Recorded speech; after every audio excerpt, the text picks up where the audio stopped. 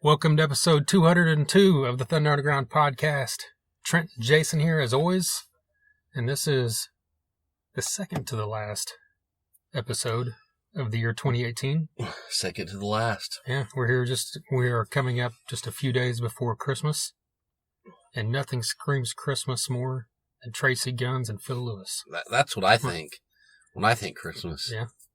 Actually, I don't really know. That just sounded cool to say. It really jingles my bells. There you go. Anyway, Tracii Guns and Phil Lewis are on this podcast, this episode. Definitely. Very glad about that. We've got a good, very cool interview with them coming up here in just a bit. Before we get to that, we are sponsored by DEB Concerts, who happen to be the people who brought us LA Guns. That's right.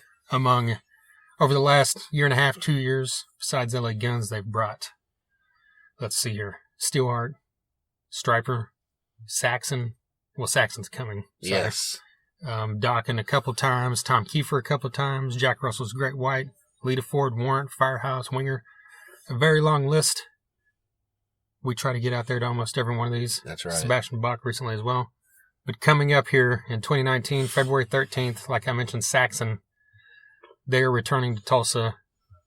They were here last spring, but they played the big-ass arena BOK Center with Judas Priest. Mm. Now they're headlining on their own at the Ideal Ballroom. Yes, they are. And it will be glorious. Super glorious. Because their album, Thunderbolt, is glorious, just like the rest of their career, which you'll hear more about that album next week. Yes. I'm sure. Yes, you will. I'm pretty sure. There's a good chance. A good chance. On episode 203. Nice. The best of 2018. But gotcha. Anyway, DB Concerts, based out of Tulsa, bring Saxon and all these other bands I mentioned to the Ideal Ballroom. They're your one-stop shop for all your melodic hard rock needs. That's a great point. That's a good way to put it. Thank you. They also have t-shirts for sale, so if you're at any of these shows, hit them up. Or hit them up on their Facebook page, Streets Gone Wild. You can buy one there. You can also just follow that page to get all the information when they announce upcoming shows. Eddie Trunk is out there hosting these shows. The IDO puts all of them on. It's just a great combo package of kick-ass rock and roll. Damn right it is. Yeah. And we're very happy to be a part of it all. So thank you to DB Concerts for sponsoring us every single week. Yes. All right, so I guess just jumping right in, we're just going to talk about this show. Yeah. But, well, let's play some music before we do. That'll Okay. lead into the first band and all that stuff. We're going to play this band ODD out of Atlanta, and this song is called Label Killer.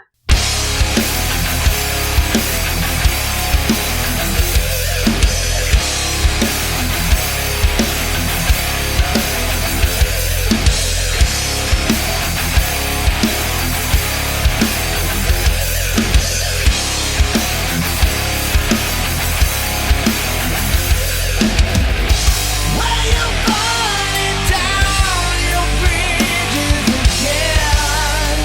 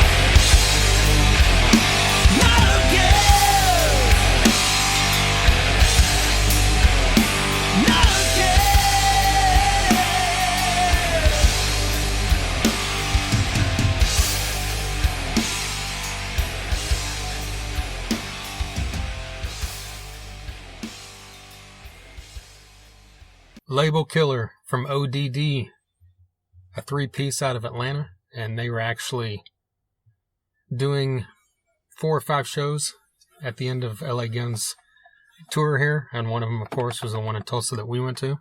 Yes. That song, all these guys' songs are cool, it's a melodic rock feel, but it's a little bit heavier than your typical melodic rock, but it kind of borders the line of hard rock and metal at different points. The vocals could go either way. Yeah. Guitars are chunky, riffy, melodic. Obviously, there's a Zakk Wylde influence in there. Yeah.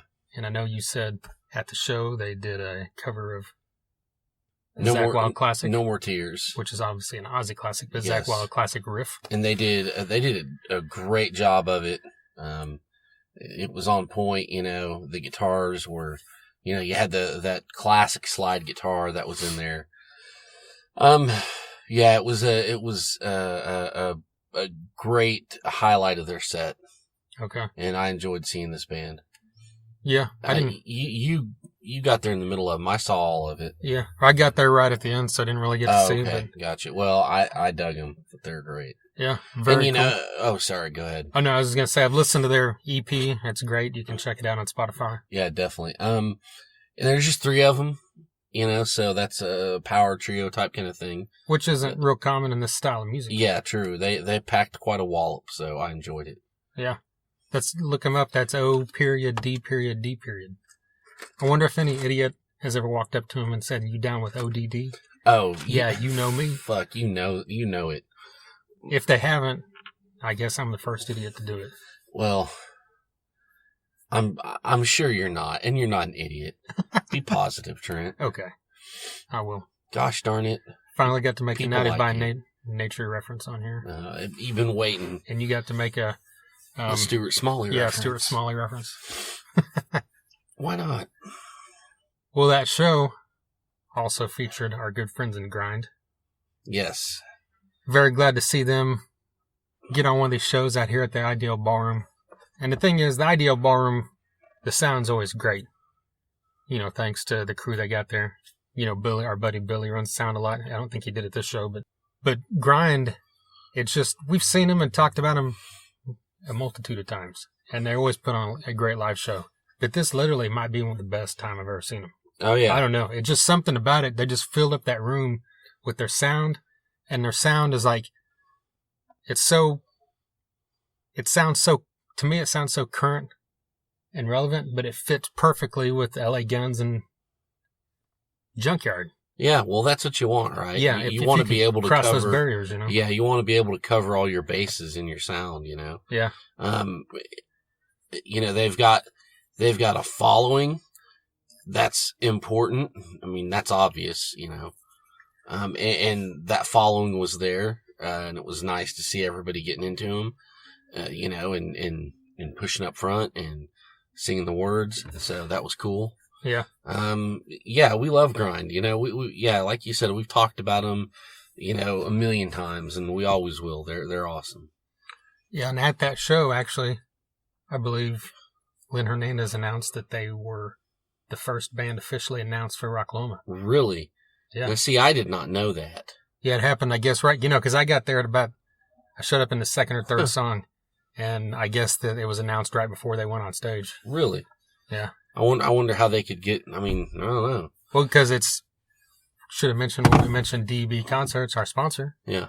Doug Burgess is running the D&B processing stage out at Rocklahoma. Gotcha. And Grind is the first band that he's released as.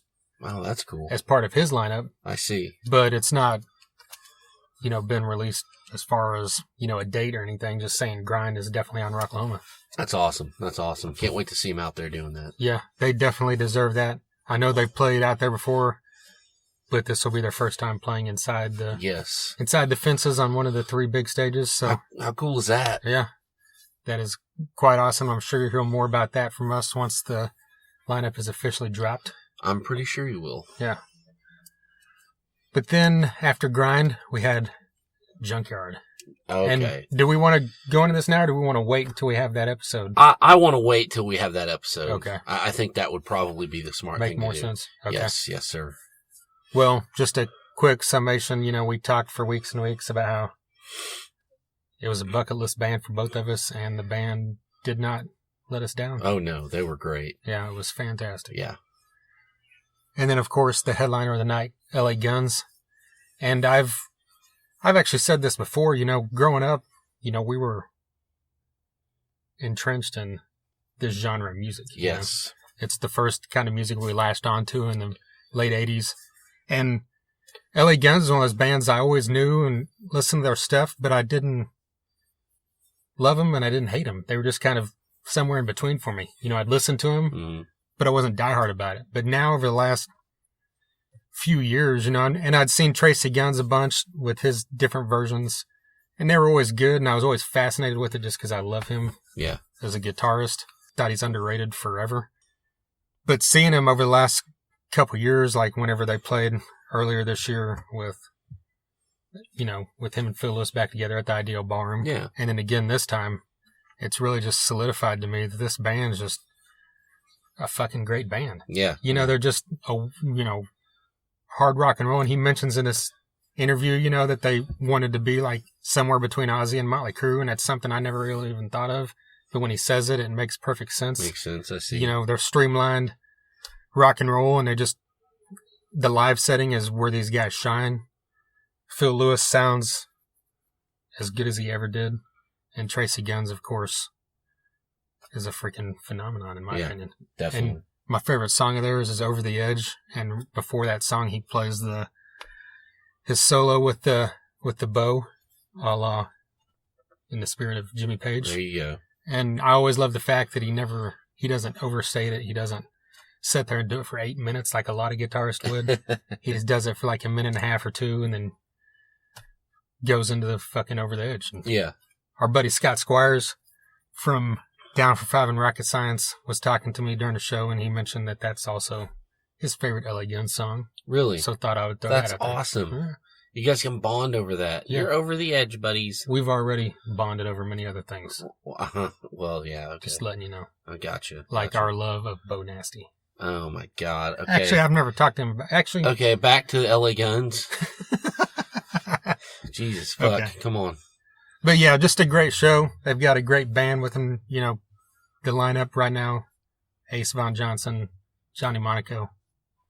These guys are doing their thing and they're sounding fucking great. It's the two key, ingredients from the original lineup. Of course. With Tracii and Phil. Yes. Which might lead us into something here. Okay. We didn't really talk about it before. We're not going to get too much on this because what's it really matter? But, the news broke that the original drummer, Steve Riley, is putting together a lineup that is going to be playing the M3 Festival. Yeah. And it's him. He's obviously, the only original guy. And then it's going to be other guys that were a part of the band throughout the years at different points. Well, was Kelly Nichols original? Because he's in it. Okay. And but whatever. Like you said, I don't want to touch on this very long. But it's happening. I think it would be better, like if they just named it something else. But they're gonna name. It's already on the goddamn M3 posters, LA Guns, and that's fucking lame. Yeah, I should say. Especially, he said that this is the only thing they're going to do. So he's just doing it to be a dick. I don't give a fuck, whatever. Right. And so, he knew it's going to say LA Guns on the fucking poster. And he's just doing it to piss him off. So whatever. I don't know. Yeah, it obviously should say Steve Riley's LA Guns. Similar to Jack Russell's band or Bobby Botter's band he had, that kind of thing. Yeah. Because 80%, I don't have a problem with these like Two Great Whites, whatever. If people don't get along, hey, you still get a chance to see both sides of the coin, playing the songs you like. Yeah. And that's the way it works with Great White, and that's the way it was with Queensryche for a while. Jeff Tate's still doing it under another name, but whatever. This. So it just. This is different because there's probably a very small percentage of people that ever were like, I've got to go to fucking LA Guns to see Steve Riley. No shit. Yeah. No offense to him or any drummer out there, but unless you're fucking Neil Peart or Mike Portnoy, or Tommy Lee, most people aren't in the fucking crowd to see you. Yeah, you should call it like Pomona's Air Rifles or something. There you go. Pomona Air Rifles. I don't know. But so like 80-90% of this crowd is going to show up to M3 having not read this news because they're not geeks like us. Mm-hmm. And they're going to sit there and wonder why the fuck Tracii Guns isn't on stage. And Exactly. And why doesn't this guy sound like Phil Lewis? Because it just says LA Guns and they didn't know all this shit's going on. And exactly. And, not being geeks like us is okay. It's probably better. You guys out there probably have a life. But I'm just saying, we're geeks, so we know this. But it sucks for people because, they're going to put down money for this. And it's, like I said, it's not going to be LA Guns. It's going to be Pomona air rifles. So I don't know. It's like, whatever. We've already, I don't know. Moving right along. That's right. Moving along. So do we have anything else we need to mention? I don't think so. On this very special Christmas episode? Yeah, I think we just need to get into this interview. It's a great one. It is. This is Tracii Guns and Phil Lewis of LA Guns.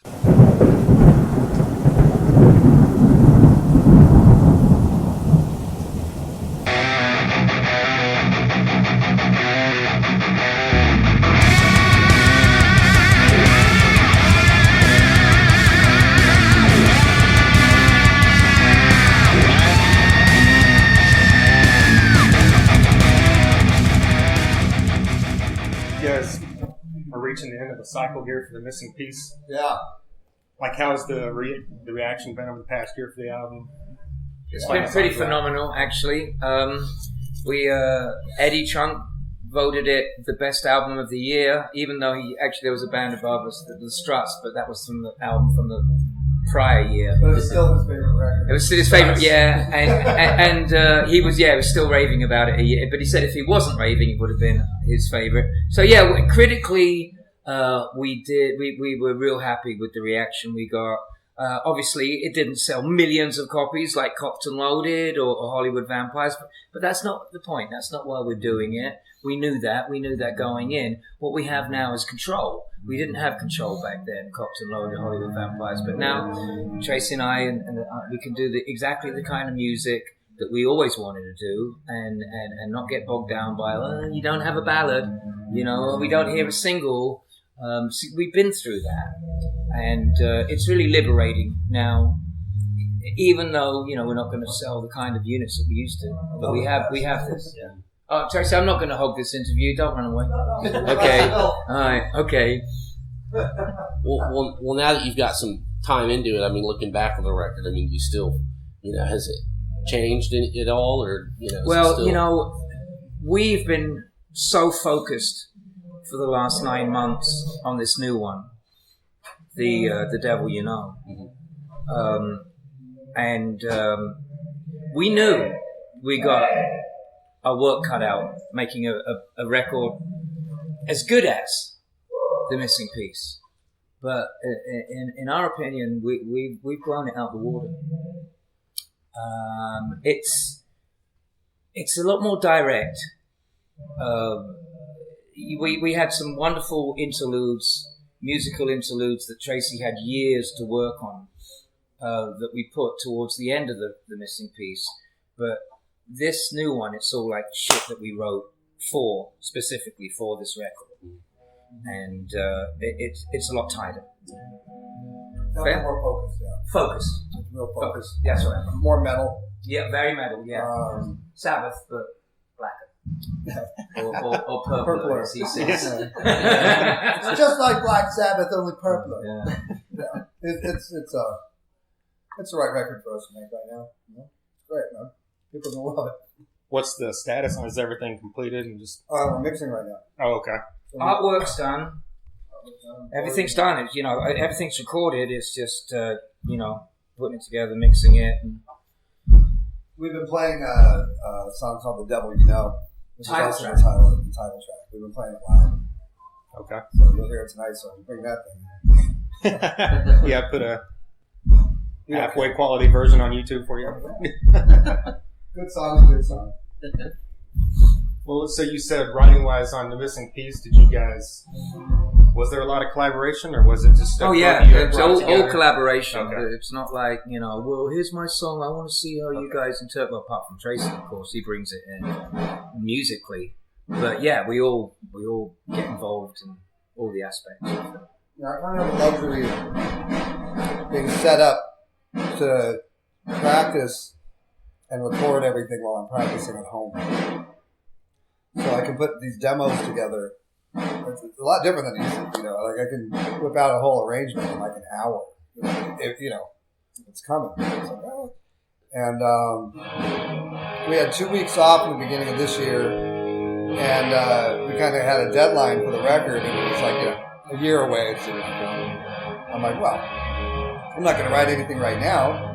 We're still on tour for the Missing Piece, but we had this break, and everything came out in 7 or 8 days.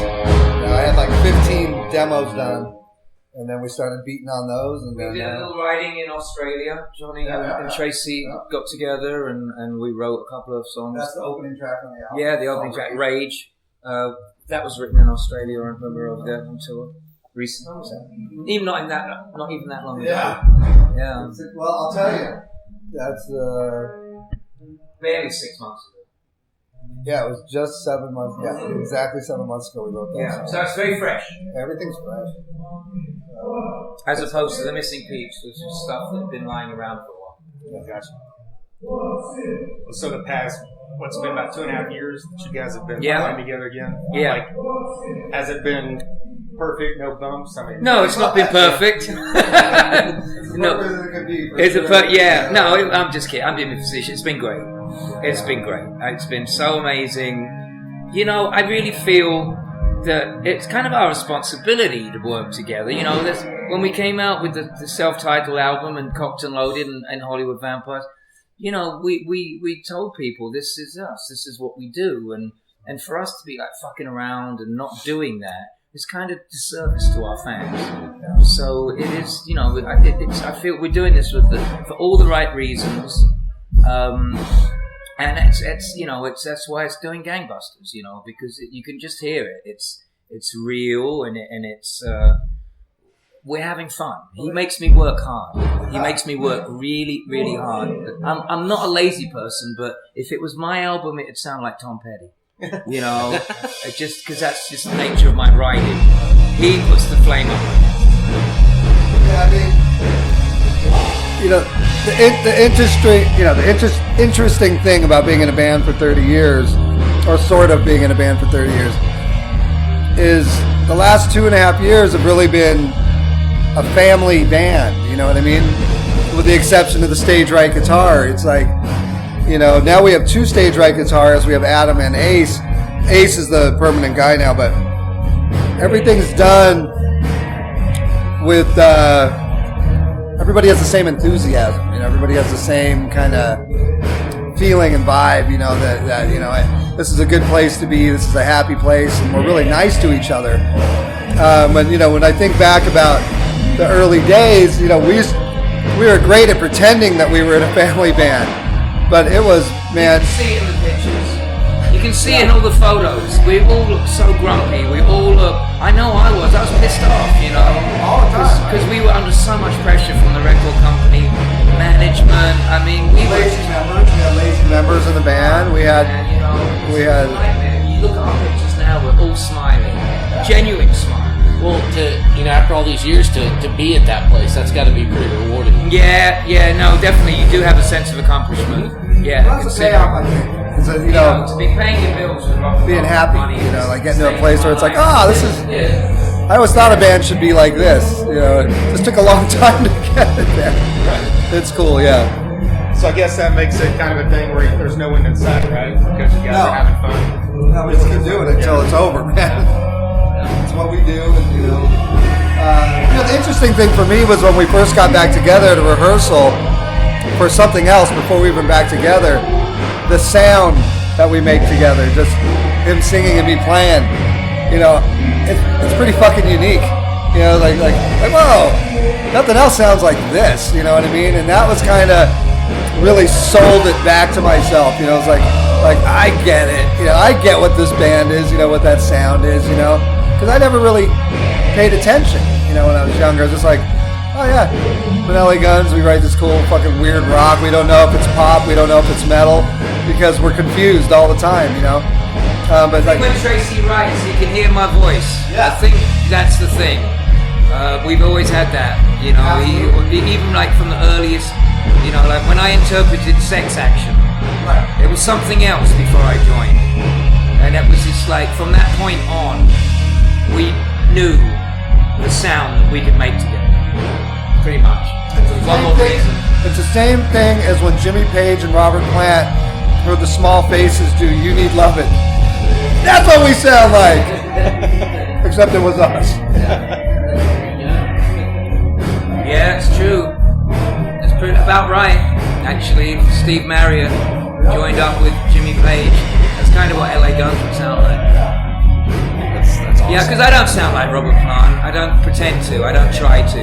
It's not my thing. I don't want to. I don't want to sound like Well, oddly enough, you know, he wanted to be Steve Marriott. Yeah. But you sing more like Marriott, and you sing like Wow. Marriott is my guy, you know. Yeah. Paul Rogers, Steve Marriott are my two, like, you know. Rod Stewart too. Right? Yeah, of course, Rod Stewart, yeah. Oh, yeah. Because the music can be anything, really. You know, but in a rock band, you know, against all my better judgment, in a rock band, the vocal and the lyrics are what people are first attracted to. I mean, the rhythm, of course, but Setting yourself short. Good riff, man. The opening riff of the song. But you can be Eddie Van Halen, and if you don't have the right guy singing, nobody cares about the riff. I agree. You know, so that voice identifies a band. You know what I mean? It's if Freddie Mercury goes out and does a solo song, you still go, oh, that's Queen. You know what I mean? And then someone has to tell you, oh, it's not Queen. It's he's doing his thing. You know, it's important. With us though, we do have the luxury of that. The music is you know, unique enough. You know, as soon as he sings on it, it's like, well, that's LA Guns. It's very apparent. You know.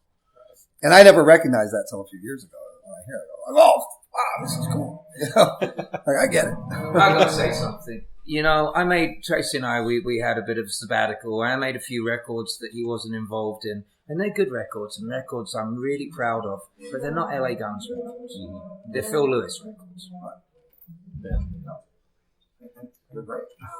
The Phil Lewis LA Guns record, but no, right. this.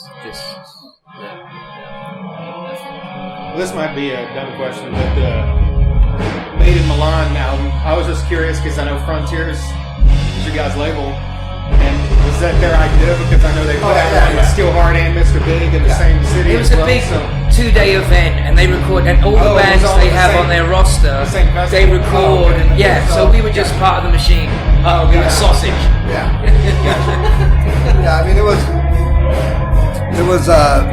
that was part of the deal for our first record, for the Missing Piece. That was part of our contract, is that we had to play the festival and make a DVD, you know, from that thing. And that was cool, you know. Yeah. It was easy. Yeah. The travel wasn't, but the record was. I'm glad we got to put Speed on it. My only regret is we didn't put Flood. We didn't get more Missing Piece on it. But it was really in the early stages of the Missing Piece. So it's lucky we even got Speed on it. So 2019 would be the 30th of Cocked and Loaded. Is there any plans to celebrate that in any way, or just keep doing what you do? I thought about it, you know, and if we didn't have a new record coming out in March, then we would. That's exactly what we do. Any other band would be making a box set. They would. Any other band, cha-ching. We got new shit to do. Exactly. That's the difference. That's the thing. We got shit to do, but we could realistically put it off for a year, the new record, you know, and release it. We could do a whole Cocked and Loaded, you know, thing, and people would like it. I don't know, but I doubt we'll do that.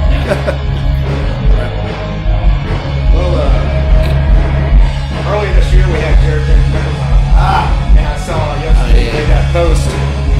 It's like, what's your thoughts on him as being a young guy playing guitar? Oh man, he's like,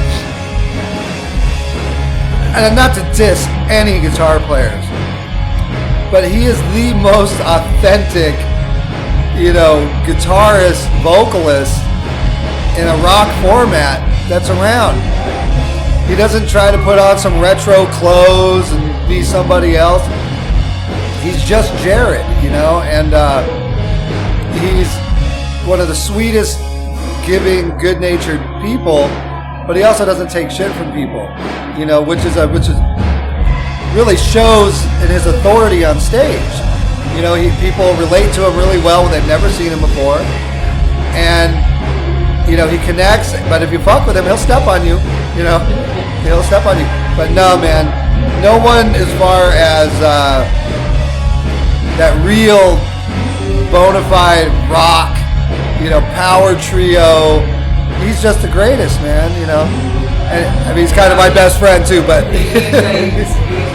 he's an old soul trapped in a young man's body. He really, you know, I remember the 70s. I was a teenager in the 70s, and that's what rock stars used to be like. They used to look like that. They used to talk like that.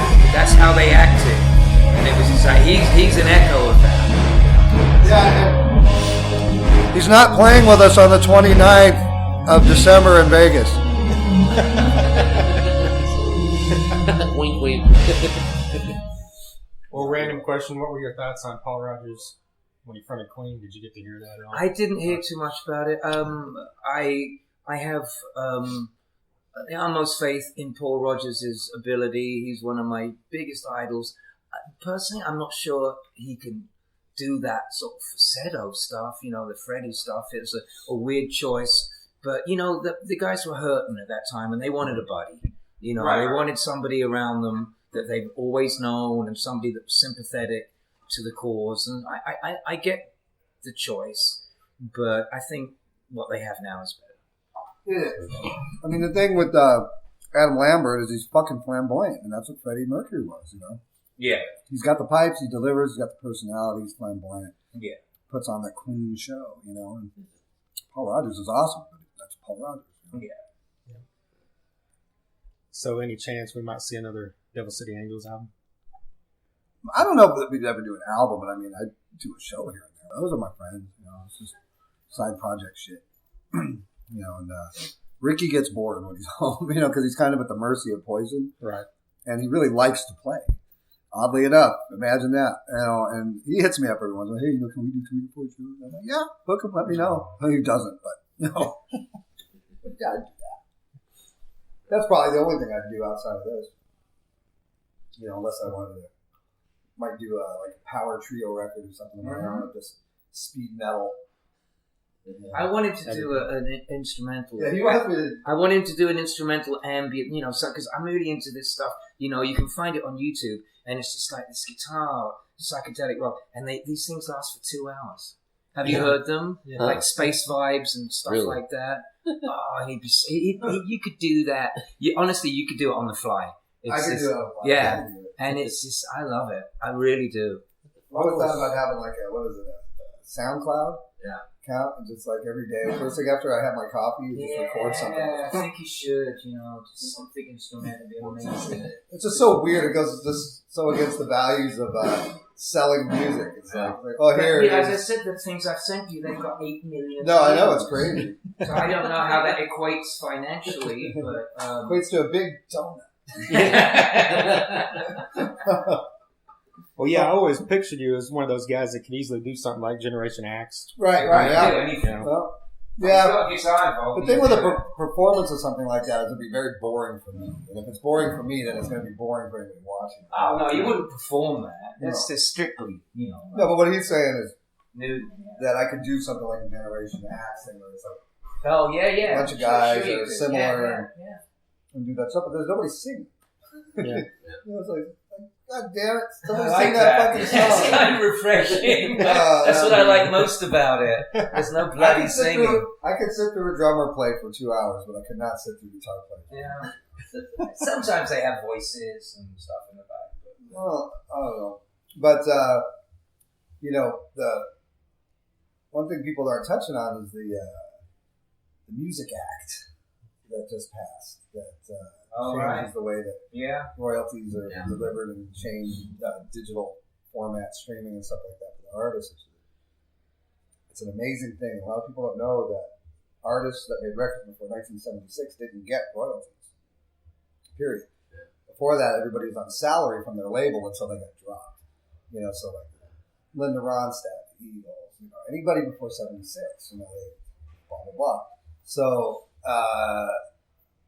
the one great thing the government did this year was they passed that bill that is going to make a lot of homeless musicians not homeless anymore. Instead of getting their, $500 every 3 months, they're going to now get like $2,500. Like really, some of those things are implemented in 2 years from now, but some things are in effect already. Some things are Spotify and that's YouTube. That's no good to us. We're not making a dime off it. But we are now. Yeah, that's the difference. But we are now. So, so there's good news for a lot of your jazzers and stuff like that. That generally the niche music kind of goes by the wayside because it's such a small audience and stuff. And they don't get paid, they get homeless, they get sick, nobody takes care of. So that side of our business is getting a lot better. It's getting a lot more artist friendly. That's good news, yay! Yeah. Well, it's coming towards the end of the year. I mean, is there any records this year that blew you guys away? You've been listening to a lot that came out this year. Well, Jared. I'm about to say Jared, but Jared.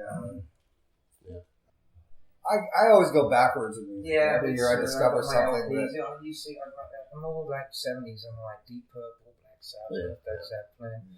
I had high hopes for Greta Van Fleet, but they turned into posers. I'm really disappointed. The fact that they wouldn't cop to their influences and stupid shit like that. It's just like, I get it. I know they don't want to be part of our generation. They want to start their own thing, but come on, it's just like they don't look like they're having fun. They don't look. Yeah. There's nothing dangerous about them. Led Zeppelin was that was a dangerous band. They were dangerous. LA Guns is a dangerous band. I'm not worried about any of those guys trying to have sex with my girlfriend. Yeah, yeah. You know what I mean? That's just like the difference. No, that's right. If Hendrix was around, leave it with Jimi Hendrix at. There's some bands you feel like something's about to happen. I don't know what. And no, that's not one of them. Definitely. No, I mean they're fun. People are having fun. But that's the only band that's kind of like new band that's sort of caught my attention. So I'm just still waiting for somebody like Jared James Nichols. Somebody that's just really honest and not have a preconceived idea of what they should be, And not that we didn't. I mean, we came out and I wanted to be Motley Crue meets Ozzy. You have your influences, and we've always been real honest about it. As time goes on, you kind of grow into yourself. It takes a minute, But I'm not finding rock music like that in a long time. Oh, it's so barren out there right now. You know what? I'm an old fella. I was a teenager in the 70s, and I swear to God, everybody knew how to play guitar. Right. Everybody knew it was putting a band together, or knew somebody that was putting a band together, or working with a band. It's everything revolved around music. Mm-hmm. Everything. And when I grew up, and I'm not saying that. Everyone's wrapped around their phone now. Now everybody's. I learned to play guitar. Still a scene, but everybody's fucking around on computers. Still. Yeah, not learning anything. I'm always just old, miserable, grumpy old cunt, but, really, pick up a guitar, kids. Yeah. I mean, that's the thing, it's like, if you put Kanye on stage with Jared. Oh my God. Who's going to play the music? My God, you know what I mean? So that's the test. Yeah. Who's going to entertain the audience with an instrument? Put him in the water bottle suit he went on TV. Was that really fucking the point? What? Where you didn't see the Saturday Night Live? When he dressed up as a fucking Perrier. Fiji water. Yeah, Fiji water. It's bottle. The shtick is there are two bottles on a secretary's desk in an office. Came so ridiculous, and anybody that finds that entertaining, edgy, or remotely artistic, I do not want here. Yeah, it's sad. It's sad in this venue. I agree. Because it's sad. I can't fathom that kind of stupidity. Yeah, that was ridiculous. I agree. So kind of the reaction to that is the metal that we don't hear. You know what I mean? Like, there's a lot of great metal bands that are underground, that aren't like the stuff we hear on the radio, whatever's popular, that are really creative, but they're not songwriting. Tracii likes this. Well, that's old. That's old old stuff. Yeah, that's old. Last night, we were just like, we're getting ready to go on stage. He hates me right now. I don't hate it. I'm working my way. Well, the vocals, because it's more of an instrument in black metal. Yeah. The vocal's an instrument. It's not like singing. I don't hate it. I just hope you don't want me to do that. No. No, I'm intrigued by black metal because of Bard, the guy that killed. Oh yeah. So like that, I'm really intrigued with why it exists. What's its origins? What's happening? Where are those people today? It's an incredibly intense time in the early 90s for metal, when that was going on, and how it influenced younger heavy metal musicians directly following the church burning and the murder and the homophobia, so much stuff that's kind of wrapped up in black metal, and it really starts with the belief system that Christianity came and wiped out the Nordic values. You know what I mean? So that's like really what black metal is, or what it's intended to be. That's the message it's intended to be. Yeah. Obviously Bard took it, and he's still fucking proud of it, which really pisses. That's bullshit. You know what I mean? But the music, get away from that. The music is just like Randy Rhoads times 10. It's just like wow, these guys are so good. The drummers are so good. The guitarists are so good. They don't give a fuck about production. They don't give a fuck about arrangement. It's all a feeling. It's all a feeling, and it's all. The odd thing is too, I mapped out tempos for a lot of that stuff, and even though it sounds like it's going a million miles an hour, it's still like 110, 120 beats per minute. It's just like double time. Yeah. So that's why it's like really still appealing music. People don't realize that it's right at the heartbeat. Thing. But so I'm just kind of obsessed with that genre right now. But I'm not going to. No. Have you heard of Zeal and Ardor? Yeah, you got to look this up. It's just their new album came out. I think it's one guy. Yeah, that's true. That would be true black metal. One guy. Yeah. But it's not everything. This guy takes old Negro spirituals and mixes them with black metal choruses. I'd like to hear that. So it doesn't even sound like black metal. Except that's sometimes intriguing. It's interesting. That's interesting fusion right there. Yeah. I'd like to hear that. Yeah, what's it called? Zeal and Ardor. Zeal and Ardor. Yeah. Zeal and Ardor. Zeal and Ardor. Scotty, put on your phone, Zeal and Ardor. Interesting. Yeah, I mean, that's the thing is, it's really, you think you know what you like, and you don't really know what you like until you hear something. And it's always been that way since you were a kid. It's like when I liked Van Halen, I just automatically thought I was going to like all the stuff. It went about records. And I don't like this stuff at all. But I like this, here and there. But every so often, man, something pops up. It's been rare the last 20 years. Oh, that's killer. Turbo Negro to me is still the greatest rock and roll band of all time. Yeah. They got just enough Rolling Stones and just enough energy and just enough humor and just, I mean, if they tried in the U.S., they would be huge. They just don't try over there. I don't care. But I really like that band. They came out the same year we did, basically. I think they came out in '89, a couple years after us. They're the same age as us. That would be my favorite modern rock band for sure. Yeah. Danzig's first record's great.